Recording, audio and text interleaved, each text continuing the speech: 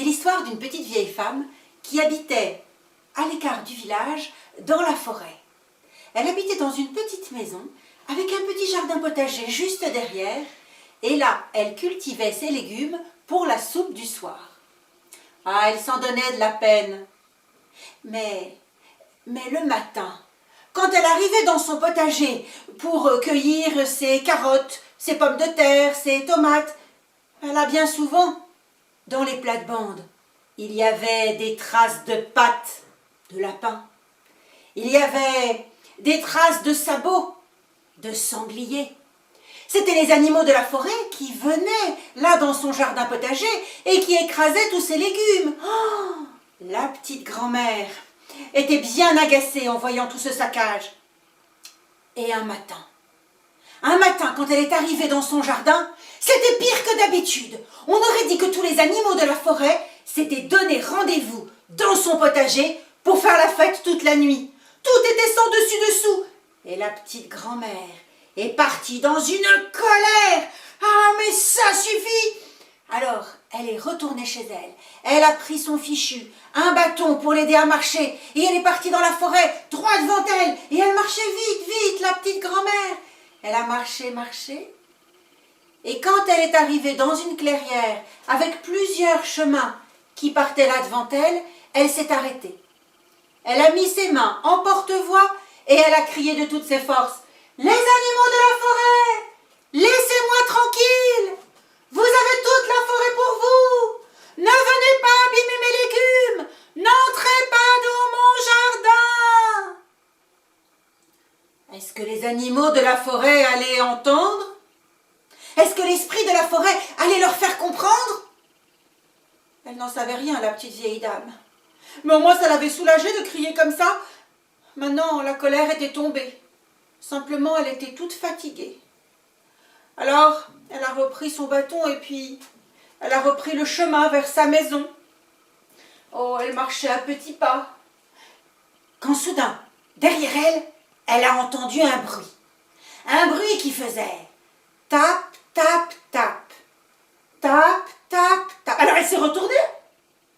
Elle n'a rien vu. Pourtant, j'étais sûre.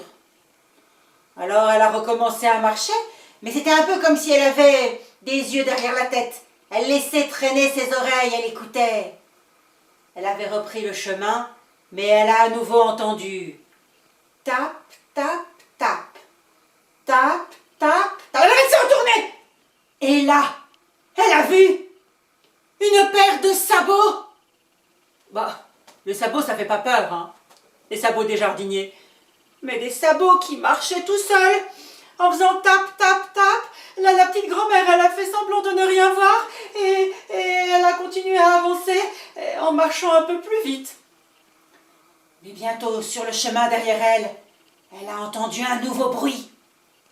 Un bruit qui faisait zwing, zwing, zwing. Ça faisait tap, tap, tap, zwing, zwing, zwing. Allez, on le fait ensemble, les enfants. Tap, tap, tap, zwing, zwing, zwing. Alors elle s'est retournée et elle a vu un pantalon. Bon, un pantalon, ça fait pas peur, hein. Mais un pantalon qui marche tout seul, en faisant zwing, zwing, zwing. Là, la petite grand-mère, elle a fait semblant de ne rien voir. Et puis, elle a continué à avancer sur le chemin en marchant de plus en plus vite. Mais bientôt, elle a entendu un nouveau bruit. Un bruit qui faisait sft, sft, sft. Allez, ensemble.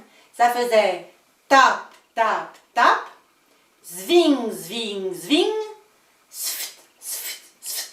Encore. Tap, tap, tap, zwing, zwing, zwing, sft, sft, sft. Alors elle s'est retournée et elle a vu une chemise blanche. Bon, une chemise blanche, ça fait pas peur, hein. Papa, il en met tous les jours. Mais là, une chemise blanche qui flottait dans les airs, un peu comme un fantôme. Ah, la petite grand-mère, elle a fait semblant de ne rien voir. Et puis, elle s'est mise presque à courir, autant que ses forces lui permettaient. Mais dans son dos, elle a entendu un nouveau bruit. Un bruit qui faisait... Ensemble. Tap, tap, tap. Zwing, zwing, zwing. Sft, sft, sft. Allez, tous ensemble. Tap, tap, tap. Zwing, zwing, zwing. Sft, sft, sft. Alors elle s'est retournée. Et elle a vu une paire de gants. Bon, des gants, ça fait pas peur, on en met l'hiver pour pas avoir froid aux mains. Mais là, des gants qui applaudissaient tout seuls. Là, la grand-mère, elle a fait semblant de ne rien voir. Et elle s'est mise à courir. Je crois cette fois qu'elle a réussi. Oh là là, elle courait de toutes ses forces, la grand-mère. Mais dans son dos, elle a entendu un nouveau bruit. Une voix, pour être exact. Une voix qui disait « Enchanté, enchanté, enchanté ». Alors ça faisait tap, tap, tap. Zwing, zwing, zwing. Sft, sft, sft. Enchanté, enchanté, enchanté. Alors elle s'est retournée et elle a vu un chapeau de paille. Bon, chapeau de paille, ça fait pas peur. On en met l'été pour s'abriter du soleil. Mais un chapeau de paille qui saluait en parlant, enchanté, enchanté. Là, la grand-mère, elle a fait semblant de ne rien voir. Et elle est partie en courant si vite. Je crois même qu'elle a réussi à voler. Et la petite grand-mère est arrivée enfin devant chez elle. Elle a ouvert la porte et puis l'a refermée. Et puis...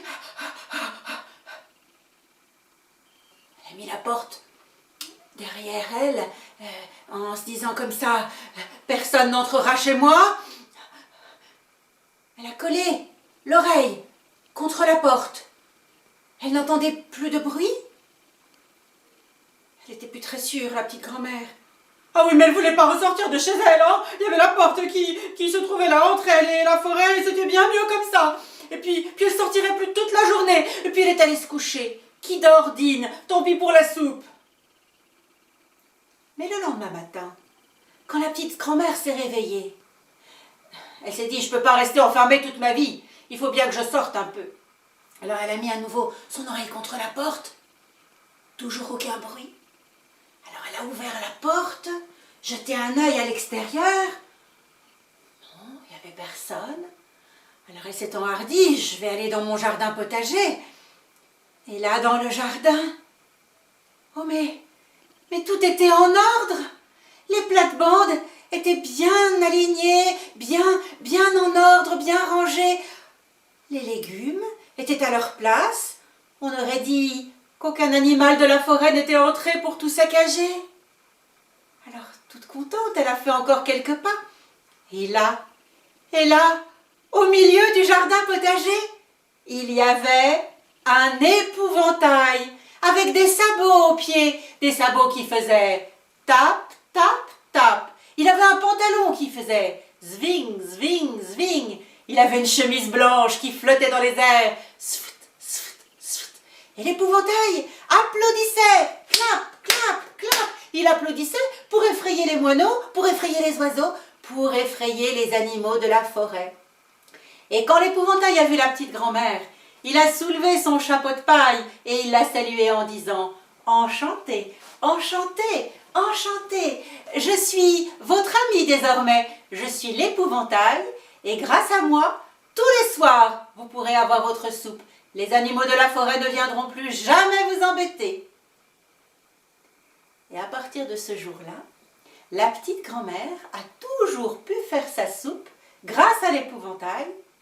On raconte même que de temps en temps, elle invitait l'épouvantail chez elle pour partager la soupe. Enchantée.